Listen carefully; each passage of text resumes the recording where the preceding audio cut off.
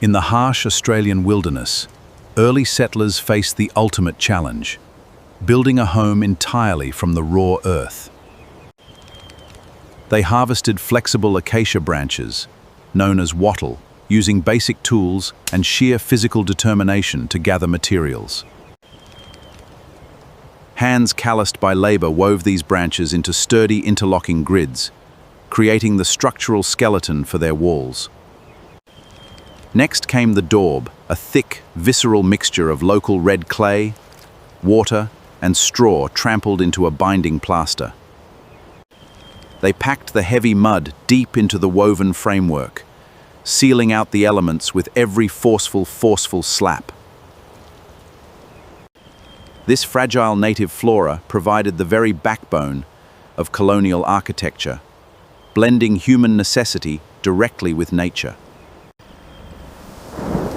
But the baking Australian sun was unyielding, testing the brittle clay walls until they threatened to fracture.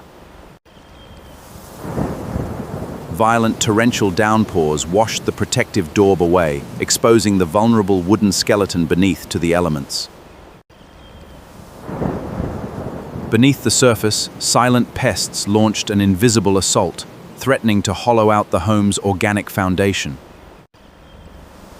But through relentless mending and a quiet, unyielding will, transforming from fragile refuges into enduring testaments of human survival.